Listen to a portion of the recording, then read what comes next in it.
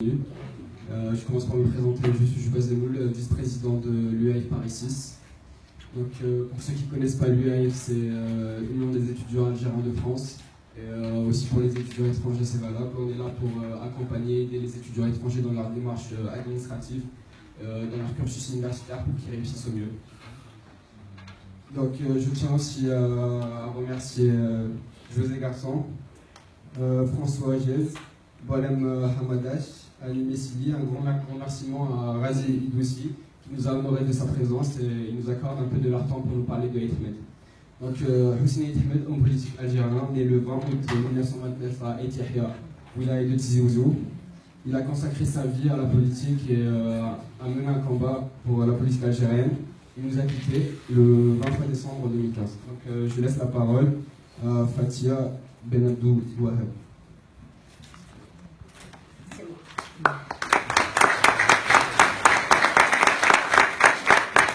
Bonsoir et bienvenue. Nous sommes ici ce soir avec vous pour rendre un hommage à un grand homme, M. Hussein Ahmed. Lors de son décès, j'étais pas mobile, j'étais opérée, donc je ne pouvais pas aller en Algérie, donc je n'ai pas pu assister ni faire quoi que ce soit pour M. Hussein Ahmed. Mais là, je profite de cette occasion pour lui rendre un hommage. Donc voilà, je vais vous lire ce que j'ai écrit. Alors, hommage à Hussein Ahmed, décédé le 23 décembre 2015 à Lausanne. Hussein Ahmed, né en 1926, était le dernier survivant des 9 fils de la Toussaint, les chefs qui ont déclenché la guerre d'Algérie contre la puissance coloniale française le 1er novembre 1954. Dès l'indépendance du pays en 1962, il avait rompu avec ses frères d'armes, devenant un opposant intransigeant au régime qui avait pris le pouvoir. Je vais juste vous citer quelques phrases de journalistes, hommes politiques algériens et étrangers qui lui ont rendu hommage. Journal Al-Watan, l'homme de l'idéal national, un des chefs historiques incontestés de la Révolution de novembre et militant aussi farouche qu'infatigable de la démocratie. Journal L'Expression, un géant s'en va. L'ancien président Yamin Zerouel a dit « C'est l'un des derniers pères de la nation qui disparaît. Il était le symbole de l'abnégation, de rigueur, de ténacité et surtout de morale. Sa vie s'est confondue avec son pays, présent à tous les instants dans son cœur. Puisse-t-il inspirer la jeunesse ?» Nordin Bokrour, qui n'était pas très d'accord avec lui, ancien ministre, Hussein Ahmed aura été original, même dans sa mort. Opposant au système de son vivant, il est parti en lui infligeant un dernier camouflet. Être l'unique historique à refuser d'être enterré au cimetière de l'Alia pour s'en démarquer jusqu'à la fin des temps. Del Hussein, un homme à principe, de dialogue, de consensus et de paix. Un homme qui a marqué l'histoire par son engagement très jeune pour l'indépendance de l'Algérie, pour le triomphe de la dignité des Algériennes et des Algériens. Tu nous laisses un grand vide. Mais comme l'a dit un jeune de son village, nous n'avons pas enterré ce Hussein, nous l'avons semé. Repose en paix.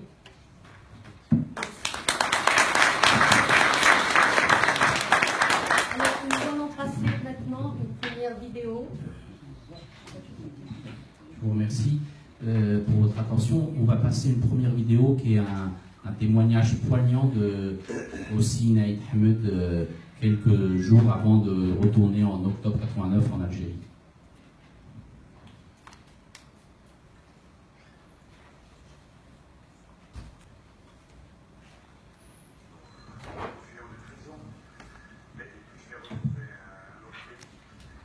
En même temps, tout un univers de souvenirs d'enfance, d'adolescence, de militantisme qui reflue comme ça dans un temps extrêmement fort. Le militantisme pour la démocratie le fait passer à l'opposition en 62. Je profite d'une escale à Paris pour rendre publique ma démission de tous les organismes directeurs de la Révolution. Puis il ouvre un maquis d'opposition en Kabylie. Il est arrêté en 64, mais ne perd jamais l'espoir. C'est grâce aux jeunes Algériens qui ont donné leur vie l'année passée que le pouvoir a commencé à s'ouvrir. Nous sommes heureux, nous avons été partie prenante de ce processus démocratique dès le début. En 1987, son compagnon d'armes Ali Messidi est abattu à Paris. Un coup de la sûreté militaire algérienne, dénonce Aït Ahmed dans un livre qui vient de paraître. Un livre dans lequel il a mis beaucoup. Vous savez, j'aurais voulu que Messidi soit avec moi dans ce moment difficile.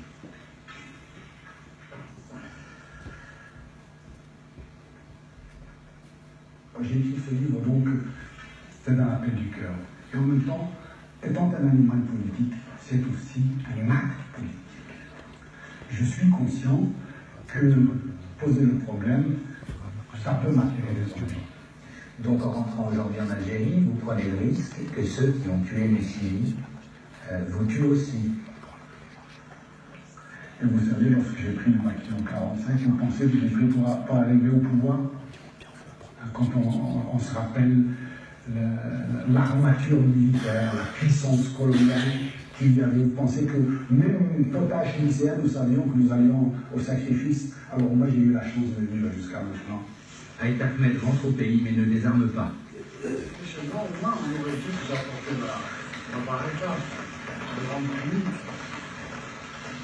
Nous ferons tout ce qui est en notre pouvoir pour trouver, rechercher et forcer peut-être des initiatives en vue d'un processus de paix. Je sais que souvent vous transférez sur moi des choses que je ne peux pas faire, parce que je ne suis surtout pas un prophète, je ne suis surtout pas un faiseur de miracles.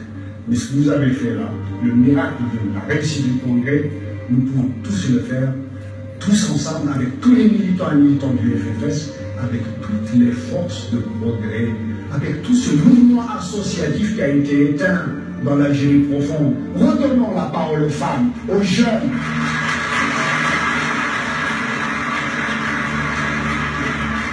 Aux syndicalistes, rouvrons le champ politique. N'ayons pas peur.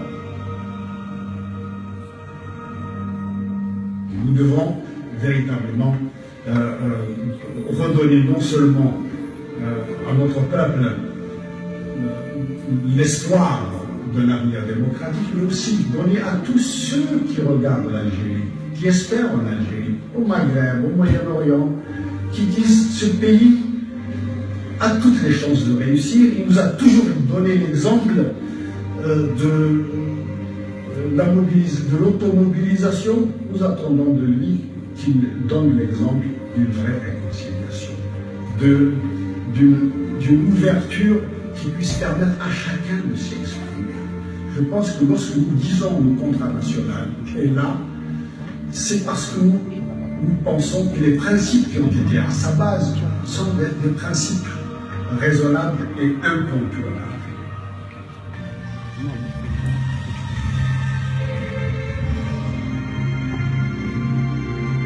Bonjour, Zulfi Lawel, salam alaikum. Je ne peux malheureusement pas être parmi vous aujourd'hui. Seules les contraintes liées à ma santé m'en empêchent. Vous savez que je suis avec vous par la pensée et de tout mon cœur. Je compte sur chacune, sur chacun d'entre vous, pour que notre congrès soit un plein succès. Grâce de toute mon affection. Vive le FFS, vive l'Algérie, pour un Maghreb démocratique.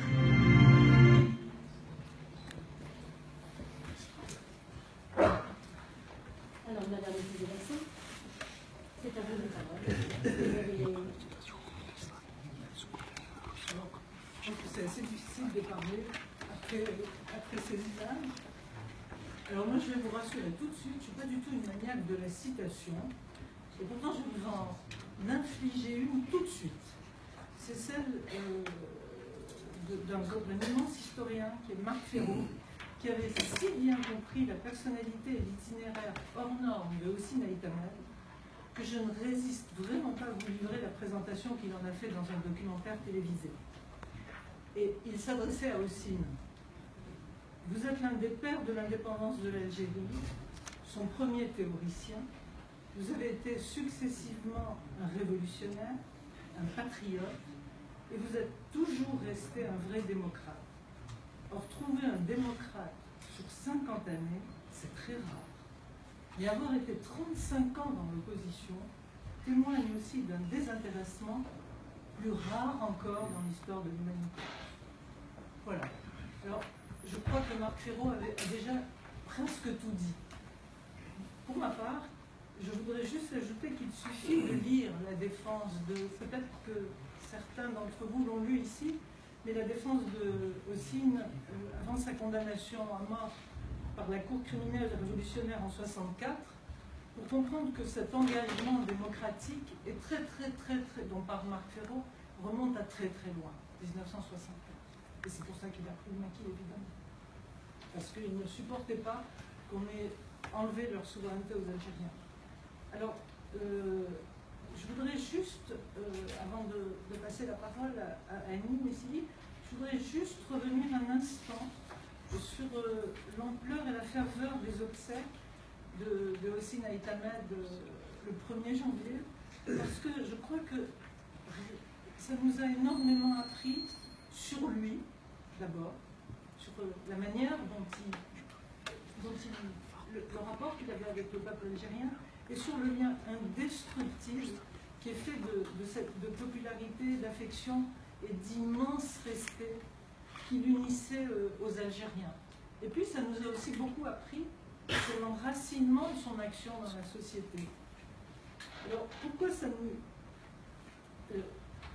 en fait, pourquoi je dis que ça nous a appris beaucoup sur l'enracinement de son action dans la société? Parce que la marée humaine qui l'a accompagnée et qu'aucun car n'est venu chercher, on n'a pas mis des trains à la disposition, etc., comme on fait dans les régimes démocratiques, entre guillemets, qu'il y ait le plus de monde possible. Les gens sont montés en Kabylie et dans son village des jours et des jours avant de pouvoir rentrer.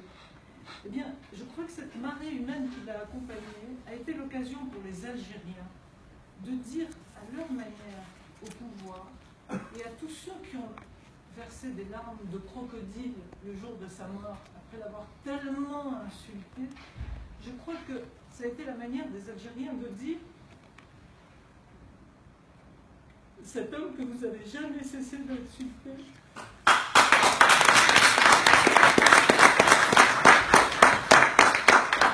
cet homme dont vous n'avez jamais cessé de dire qu'il ne représentait rien, eh bien il nous représente à nous, Algériens. Et on se reconnaît en lui et en son combat. C'est que ça qu'ont dit les Algériens en venant par centaines de milliers à son enterrement. Et ça, je pense que c'est le meilleur hommage que les Algériens pouvaient lui rendre, parce que c'était une manière de signifier le gouffre qui sépare l'Algérie officielle de son peuple, tout simplement, des Algériens.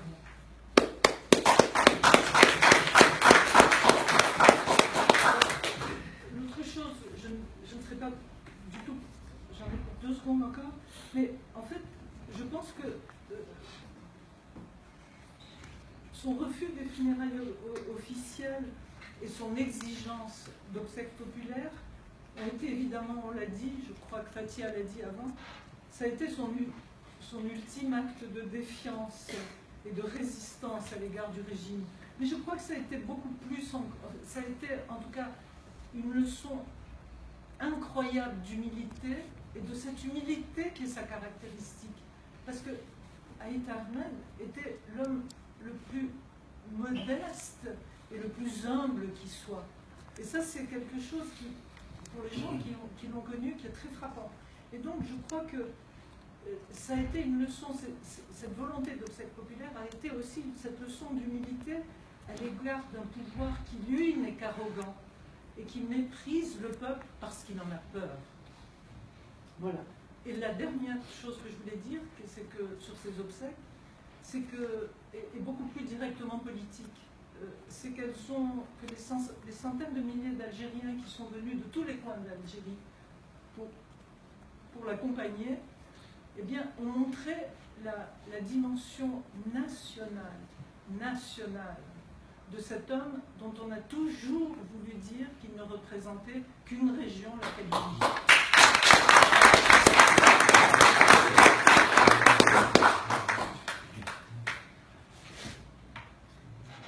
Oui, je vais passer la parole maintenant à M. François Hess, qui a bien connu M. Hassin El-Ahmed.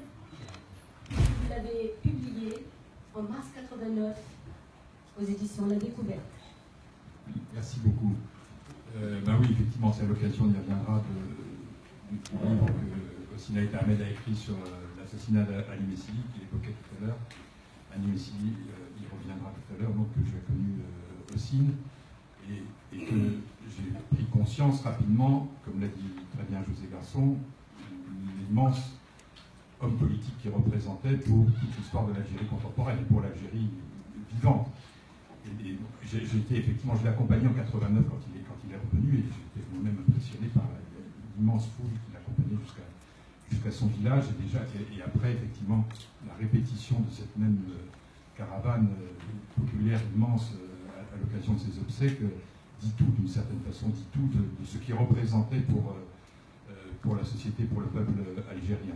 Et donc on sait ça, on sait qu'il s'est battu toute sa vie contre la raison d'État algérienne, contre la raison d'État d'un régime qui a confisqué le pouvoir dès l'été 62, dès la libération, dès l'indépendance, et qu'il ne s'est pas seulement heurté et mobilisé et lutté toute sa vie contre ce régime, pour faire valoir des valeurs justement de démocratie, des valeurs d'État et tout ce qui fait le peuple algérien.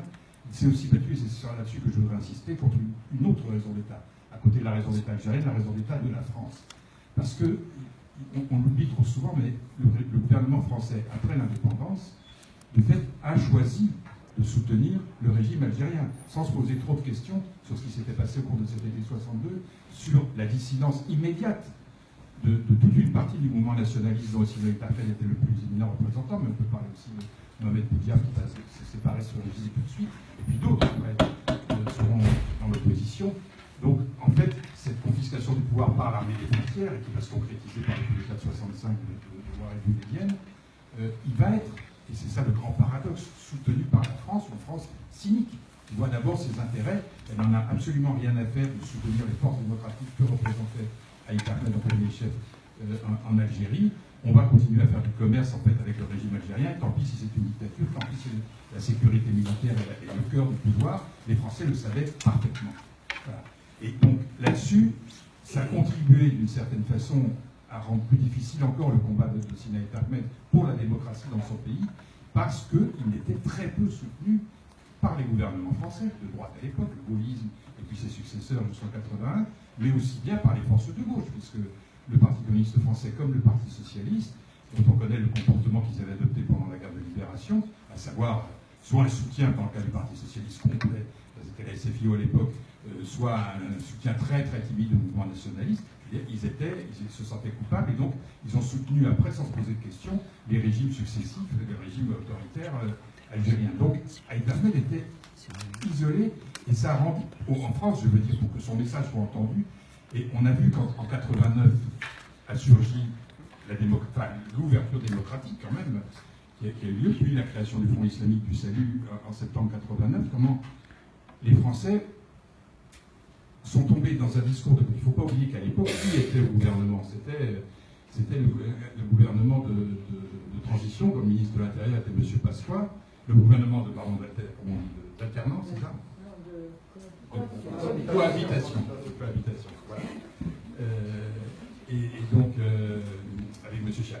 Et là, peut-être que la complicité entre le régime français et le régime algérien est allée à des sommets, avec une action, et ça c'est très important de le dire aussi, parce que ça contribuera à étouffer la parole de Hassin El-Ahmed en France, une compromission, une complicité des médias français absolument stupéfiante, qui est liée au fait que, là encore, l'abandon, la non-reconnaissance de ce qu'a été la colonisation de l'Algérie pendant 132 ans, de l'horreur de cette guerre de libération, fait que les médias français, le gouvernement français, a adopter très très vite les postures qu'on appellera plus tard éradicatrices pendant la guerre, et il va soutenir, de fait, au lieu de soutenir, mettons les forces de gauche, au lieu de soutenir les médias, au lieu de soutenir ceux qui représentent l'espoir de la démocratie en Algérie, c'est-à-dire Aït Ahmed, ils vont soutenir les soi-disant laïcs qui sont en fait à la solde du régime, et dont on verra à partir du coup d'État de 92 qu'ils vont soutenir complètement la politique de terreur contre la population algérienne. Et donc cette complicité, elle va durer tout au long de la période, avec de la désinformation en France. Ça, moi j'ai publié plusieurs livres aussi sur la question, qui dépasse l'entendement, c'est-à-dire qu'on avait des films qui d'abord donnaient une image du fils, évidemment, comme si ils allaient tous débarquer en France et avoir des pots de people, enfin des choses absolument invraisemblables, et les discours sensés. Je me souviens, je crois qu'on va le voir, le discours de Hosni Aït Ahmed au lendemain de l'interruption du processus électoral en janvier 92, qui disait il faut la paix. Lui, c'était un opposant effectivement réel, complet, laïque à la mouvance fondamentaliste islamiste. Il disait il faut la paix, il ne faut pas la violence.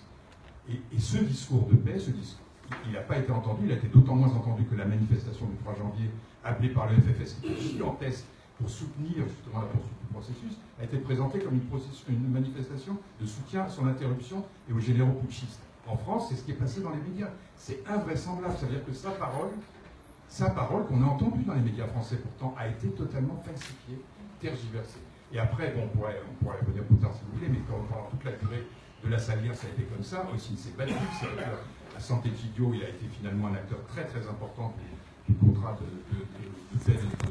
santé de Gidio. Là aussi, on n'a pas voulu l'entendre suffisamment. Ensuite, au moment du procès du général Netzar contre Ali Souaïlia, quand il a eu cette phrase extraordinaire où Netzar lui dit finalement, monsieur Aït Ahmed, je ne suis pas loin d'être d'accord avec vous, mais quand même il y a un grand fossé qui ne sait pas. Et Hosni Aït Ahmed lui répond oui, un fleuve de sang. Et ça, effectivement, qui nous a tous bouleversés quand on l'a écouté dans le prétoire. Les médias français, ils s'en fichaient complètement. Voilà. Et jusqu'à sa mort, jusqu'au combat jusqu'à ses derniers instants, il a gardé le même combat, le même cap, on l'a dit et on le redira. Les médias français, les hommes politiques français ont choisi globalement de l'ignorer et de donner une caricature de la représentation de l'Algérie qui finalement, je termine là-dessus, n'est pas le résultat d'autre chose que le fait que la France officielle ne veut toujours pas reconnaître son histoire coloniale, et tant qu'elle ne l'aura pas reconnue, le soutien qu'on est en droit d'attendre des citoyens français, du gouvernement français, de ses partis politiques, à tout ce qui représente les forces démocratiques en Algérie, et il en existe encore, malgré la répression terrible du système, ce soutien-là aura beaucoup de difficultés à s'exprimer comme il devrait l'être. Voilà.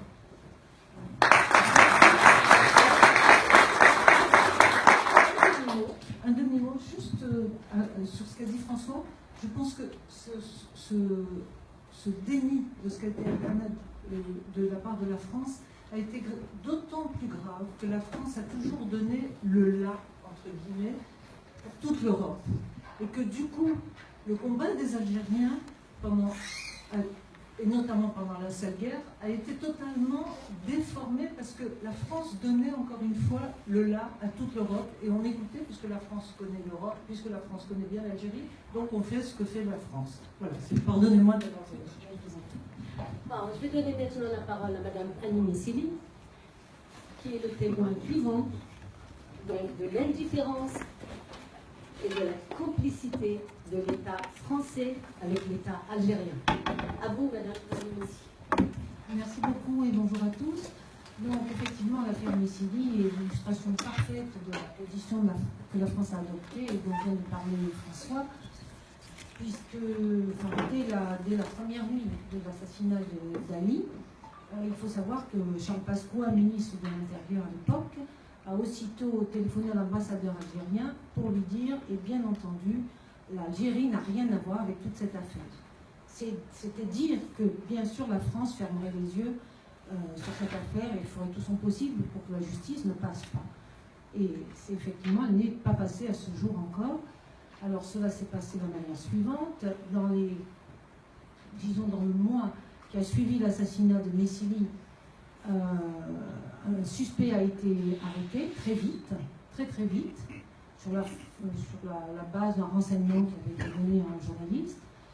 Et donc ce suspect arrêté a très très vite été expulsé par Robert Pandro, qui était alors le ministre délégué à la sécurité.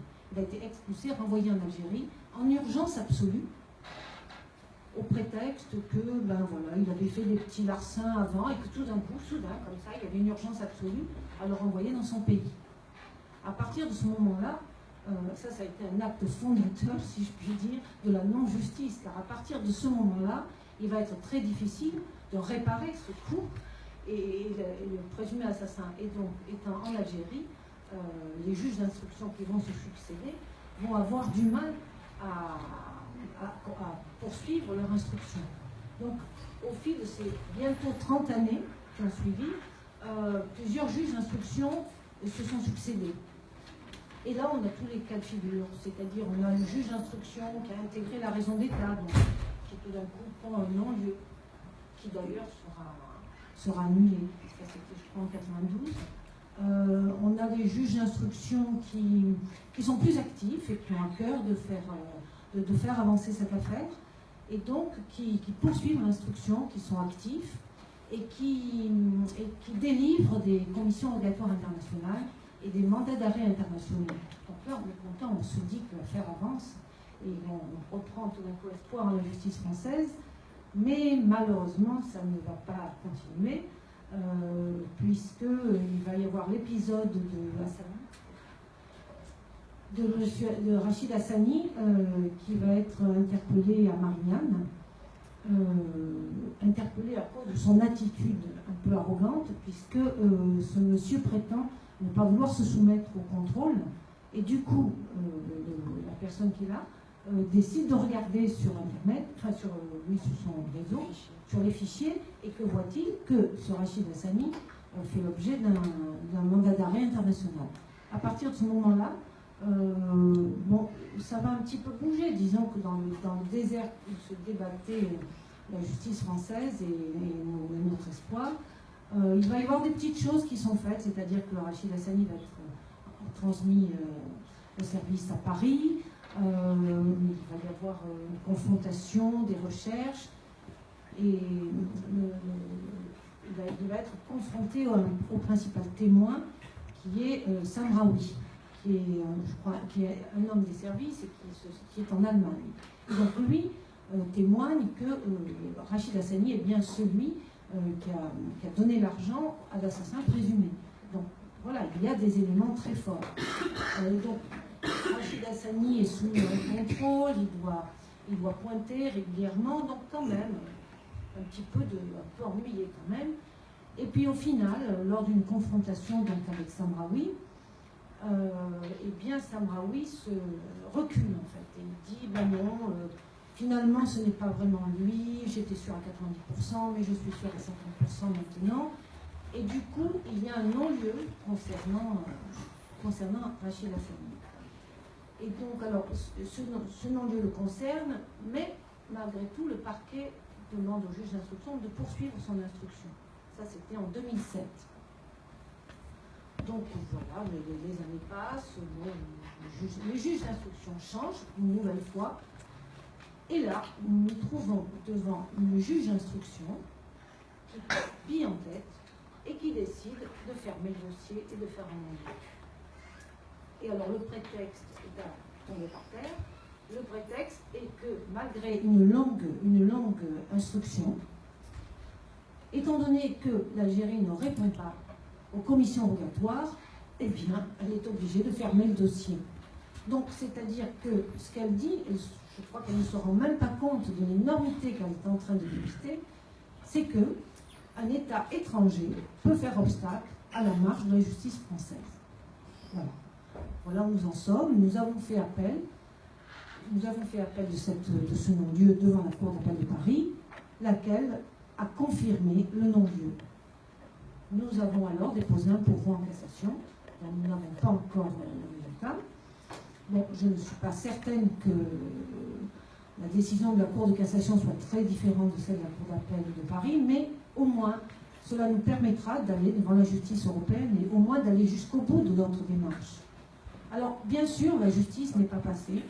On est toujours en attente de cela, mais malgré tout, tout le travail que nous avons fait depuis presque 30 ans, toutes les mobilisations, toute la fidélité de vous tous et de tous les Algériens à Paris et d'autres, ceux qui viennent exprès pour la commémoration, malgré tout ce travail-là a permis que l'affaire Messigny ne soit pas enterrée et qu'elle existe encore, qu'elle existe dans l'histoire.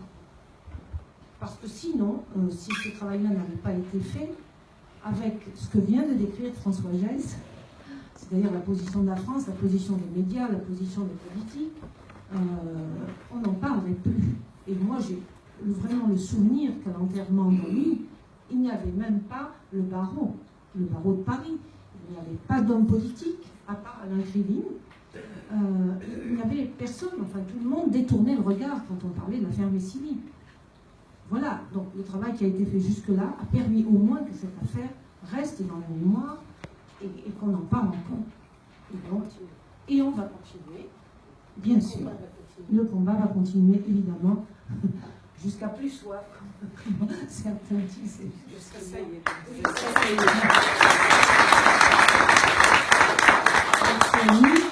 Nous allons vous passer maintenant une deuxième vidéo et qui va s'intituler Le coup d'État après les élections législatives de décembre 91 et de janvier 92. À toi. Tout à fait, c'est la vidéo qu'a évoquée François Gesse dans son intervention contre le coup d'État des généraux putschistes et la lucidité de Sina Ahmed. Maintenant rejoindre en direct M. Sina Ahmed. Bonsoir. Bonsoir. Alors je le dis pour les téléspectateurs français qui vous connaissent, vous êtes le numéro 1 du Front des Forces Socialistes, l'une des personnalités politiques les plus importantes du pays. Alors M. Ahmed, est-ce que vous avez pris connaissance du communiqué du FIS que j'ai donné aux téléspectateurs français? Je n'ai pas entendu. Alors je vous lis le communiqué du FIS. Il appelle le peuple algérien à se préparer à toutes les éventualités pour sauver le pays de la situation dangereuse dans laquelle il se trouve. Comment interprétez-vous cet appel? Ben écoutez, l'un des soucis qui nous a préoccupés lorsque nous avons appris le coup d'État, c'est comment va réagir la rue, comment vont réagir les quartiers populaires, comment va réagir le FIS. Notre souhait, c'est qu'il respecte la paix civile et qu'il ne prenne aucune décision suicidaire et aventureuse. Alors votre souhait traduit en quelque sorte votre crainte. Y a-t-il à votre avis un risque d'affrontement sanglant, un risque de guerre civile en Algérie? Ben écoutez, je pense que le coup d'État en lui-même est déjà une espèce de violence. Même, surtout que maintenant, il ne respecte même pas les formes. Le Haut Conseil de sécurité n'est qu'un organe consultatif et le fait de lui accorder une importance comme autorité, comme organe de décision, est anticonstitutionnel, et une opération anticonstitutionnelle, ça s'appelle un coup d'État. À partir de là, comment est-ce qu'on peut maîtriser la rue? Je souhaite que le FIS puisse maîtriser ses troupes et ne pas s'engager dans des opérations qui risquent d'ouvrir la porte à la guerre civile. Je souhaite aussi qu'il n'y ait pas de provocation et qu'à l'exemple de juin ou d'octobre 88, il n'y ait pas ces voitures banalisées qui puissent provoquer l'irréparable. Alors, M. Ahmed, le démocrate que vous êtes ne veut ni des militaires actuellement au pouvoir, ni des intégristes. Comment pouvez-vous sortir de cette impasse? Écoutez, la manifestation que j'ai organisée le 2 janvier passé, avec son succès, son immense succès, c'était ce que j'appelle la voie algérienne pour la démocratie. C'est la voie qui s'est débarrassée de la peur du FIS, la peur de l'armée, la peur des pénuries. Il fallait redonner l'espoir, et c'était dans cette voie-là qu'il fallait s'engager. Aujourd'hui, on nous dit que c'est la fin de la voie qui doit conduire à la République intégriste. Moi, je considère que l'erreur a été d'interrompre le processus démocratique. On fait le jeu des intégristes en décrédibilisant la démocratie. Vous avez, déjà, les intégristes utilisent l'interruption du second tour des élections législatives pour dévoyer ou même la démocratie. Donc, je pense qu'il y a encore espoir. Et je le dis aux Algériens, gardez l'espoir, gardez le sang-froid. Mais c'est une grande épreuve que ce coup d'État. Mais c'est une épreuve que nous pouvons assumer, que nous pouvons supporter. Mais j'ai l'impression tout de même que vous êtes pris entre le marteau et là, que vous êtes, vous, pour le maintien de ce second tour des élections législatives, mais cela veut dire l'arrivée des intégristes au pouvoir, M. Aït Ahmed. Mais l'arrivée des intégristes au pouvoir, c'est quoi? C'est le Premier ministre qui a conclu un accord avec le président de l'Assemblée nationale populaire au sujet du mode de scrutin. C'est le scrutin à deux tours qui les a amenés. Nous avions proposé, nous, la proportionnelle sur la base de la wilaya, on n'en serait pas là. Même certains partis politiques de moins d'importance auraient été représentés. Donc je vous dis, des intégristes qui représentent à peine 23% de l'électorat. Ce n'est pas la République iranienne. Monsieur Aït Ahmed, une dernière question. Si le fils devait être interdit, comme on le murmure ici même à Paris, que se passera-t-il à votre avis? Écoutez, ce qui m'importe, n'est-ce pas, c'est que l'opinion internationale et les Algériennes reçoivent des garanties pour la préservation du processus démocratique, pour la préservation des libertés publiques et le respect des droits de l'homme. C'est ce qui nous importe.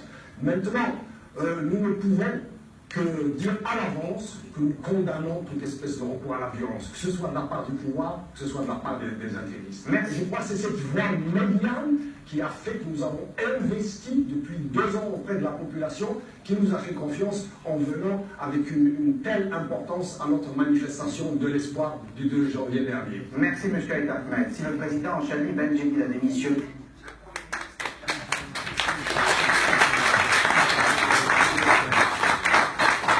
Je vais passer la parole à M. Razizi Doussi, qui était présent aux élections. Au moment des élections. Voilà, M. Razizi Doussi. Moi, je n'étais pas présent, j'étais déjà parti. Non, mais je voudrais faire quand même 3 remarques sur ce coup d'État.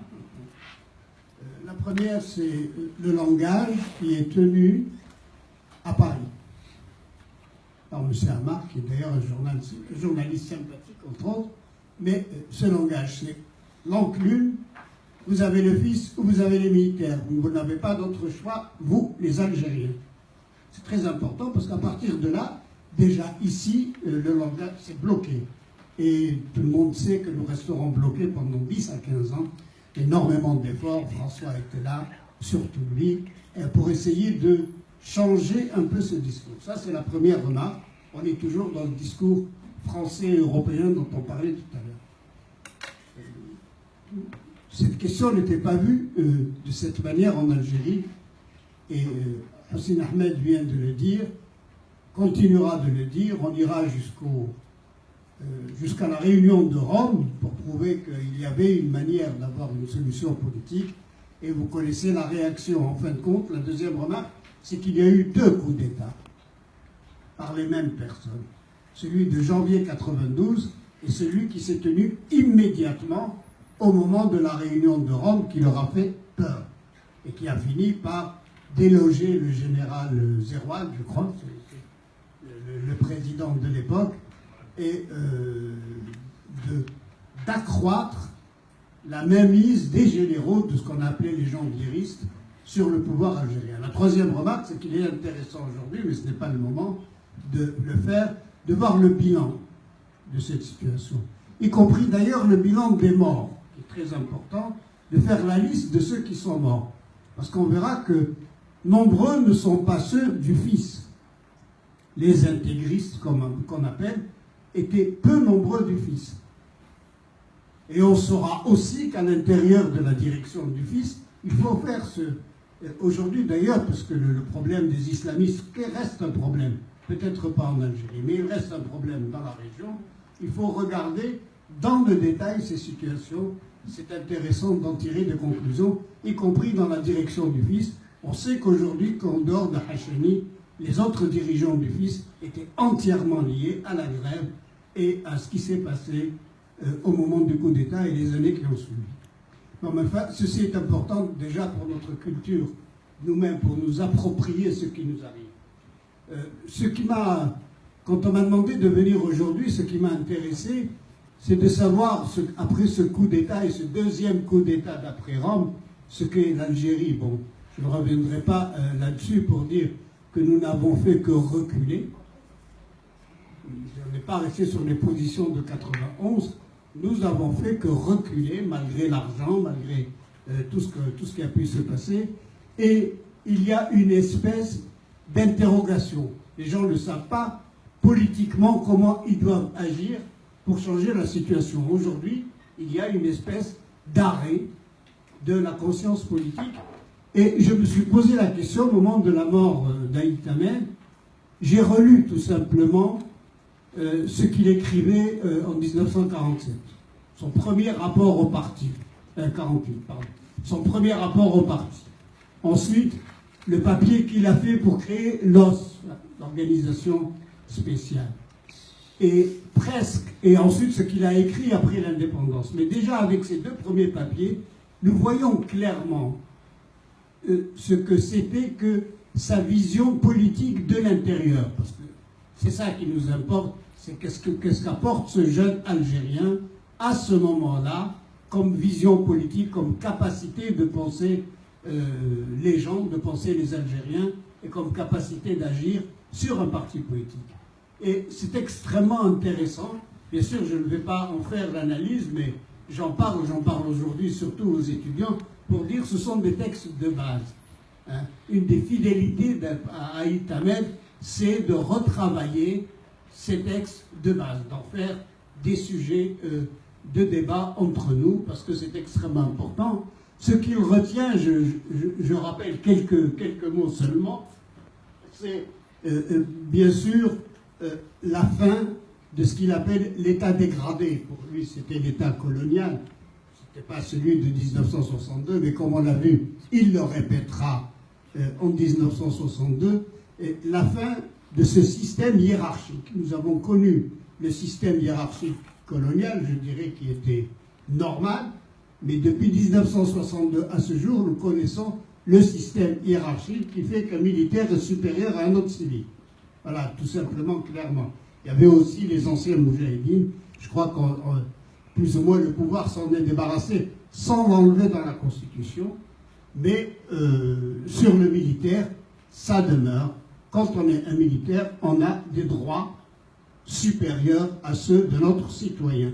Et à partir de là, tout simplement, il n'est pas possible de construire politiquement un système démocratique. Il ne peut, à partir de là, bien sûr, vient l'oppression. Un citoyen supérieur a le droit d'opprimer un autre sans rendre compte. Je ne rentre pas dans les détails.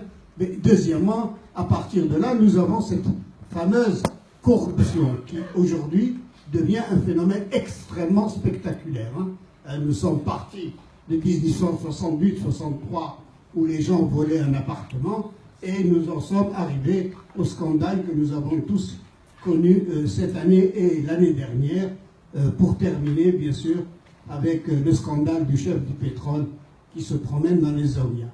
Bien, voilà quelque chose qui était important, qui aujourd'hui dans le faux débat entre les faux partis à Alger n'est pas... Personne n'en parle. Hein. On parle de toutes les améliorations d'élections, de la manière dont on ira à l'Assemblée, mais personne ne dit qu'il faut enlever cette règle de supériorité hiérarchique de militaires sur un civil. Et évidemment, l'idée qui était chez Aït Ahmed déjà à l'époque, dans le parti, dans le mouvement national, était que ceci était impossible, qu'il répétera ensuite, et je crois que c'est quelque chose d'important. Une seconde idée qui est importante là-dedans, c'est sa vision de la société. Bon, bien sûr, on parle de l'État, mais de ce qui nous concerne surtout, c'est la société algérienne. Et nous savons aujourd'hui à quel point nous sommes inquiets de la situation de la société, non seulement la corruption, le refus de faire de la politique, etc. Mais ce qui est important aujourd'hui, et dont il parle, c'est la question de la construction d'une société dans laquelle il y a une définition de l'arabité absolue, fermée. Une définition qui est obligatoire qui est constitutionnel, et on ne peut pas parler de l'algérianité à la limite. Ce qui est important, c'est l'arabité. Et on continue aujourd'hui, tous les jours, dans la presse, y compris pour des gens que nous n'apprécions pas, la ministre de l'Éducation nationale, hein, je cite comme ça en passant, cette idée qu'il y a une arabité à laquelle il ne faut pas toucher, laquelle on ne nous le dit pas. Hein, dans le monde arabe d'aujourd'hui, on ne nous dit pas laquelle. La deuxième, c'est les populations minoritaires. Je ne vais pas plus loin. Nous avons vu ce qui s'est passé à Gardaya, nous avons vu ce qui se passe régulièrement en Kabylie. Il n'y a pas là aussi une capacité pour la société de débattre de l'existence et de la liberté des populations minoritaires, comme il n'est pas possible de discuter. Et ces questions sont soulevées déjà sur la crise berbère, sont soulevées dans les premiers papiers d'Aït Ahmed, et sur lesquels, évidemment, aujourd'hui, il est très important de venir pour essayer de récupérer la réalité de notre société, qui n'a rien à voir, quant à notre comportement en tant qu'individu algérien avec ces choses-là. Voilà, je voulais citer ces deux points. Et le dernier point que je voulais citer, qui est quand même un peu plus, je dirais, un appel politique, c'est l'organisation de l'os. Son idée principale, c'était que les gens, et pas les partis, et c'était ça qui est important, et on le voit aujourd'hui avec la nuit debout à République, on voit que c'est devenu même un phénomène mondial, et qu'à l'époque, en Algérie, déjà, son idée dans l'organisation de l'os, c'est que ce sont les gens eux-mêmes qui prennent l'initiative de la politique, qui parlent de leurs problèmes, qui débattent des réalités politiques, et non pas qui débattent de l'organisation des partis et des parlements. Voilà, je vous remercie.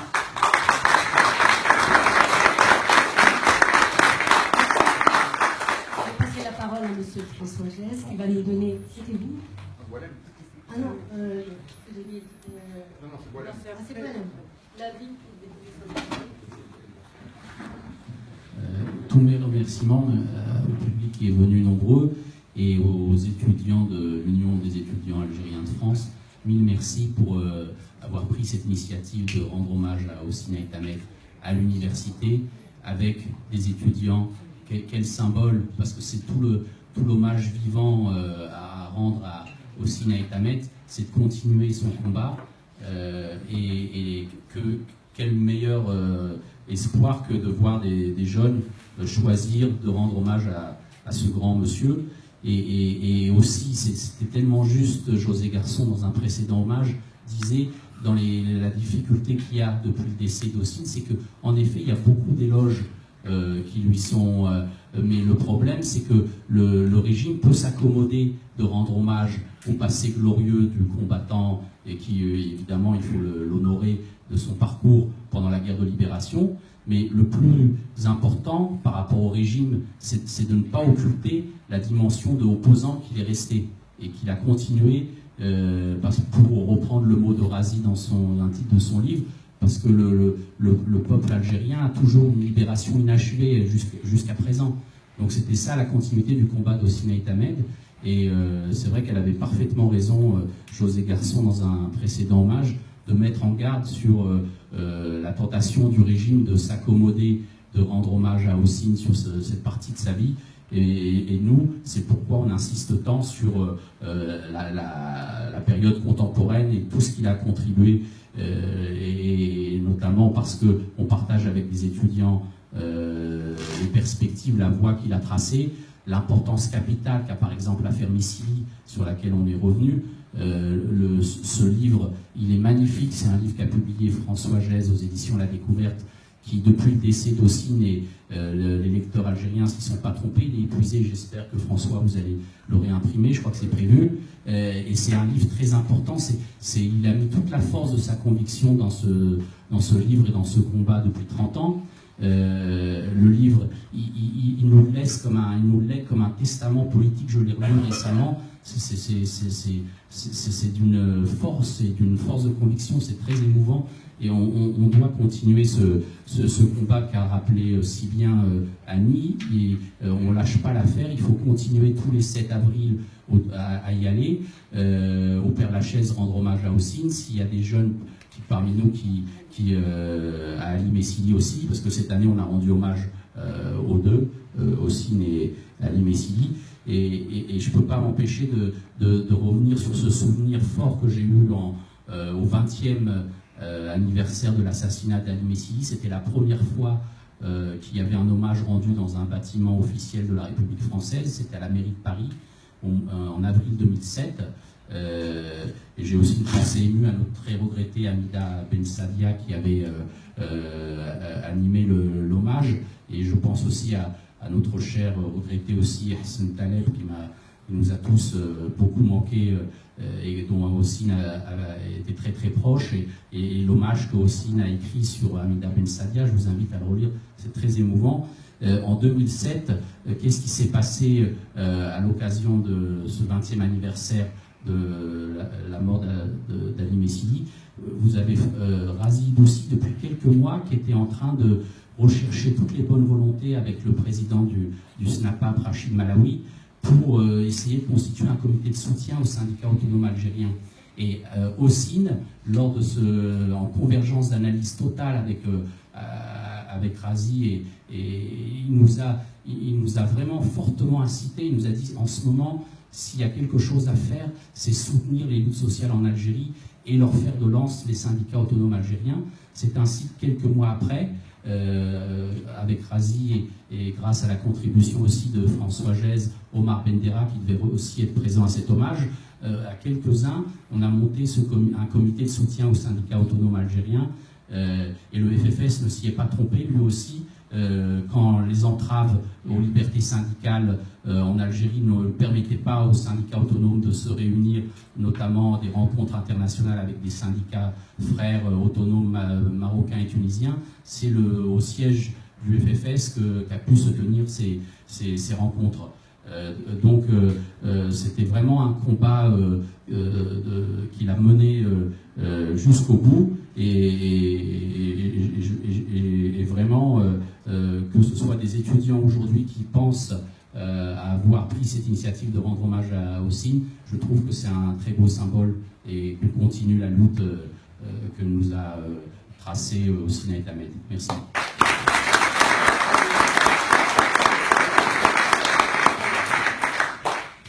Et donc une dernière vidéo pour revenir sur la force de conviction d'Hossein. C'était un temps fort aussi ce moment. C'était à Lausanne, une rencontre qu'avait organisée José Garçon. En quelle année?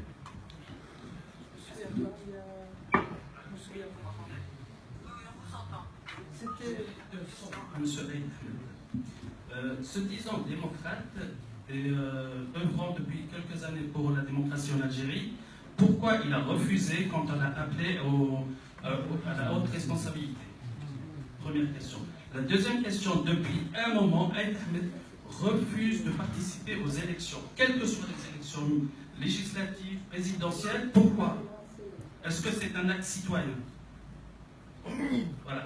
Aït Ahmed, pourquoi, à quoi servent les élections dans votre pays et pourquoi n'y participez-vous pas?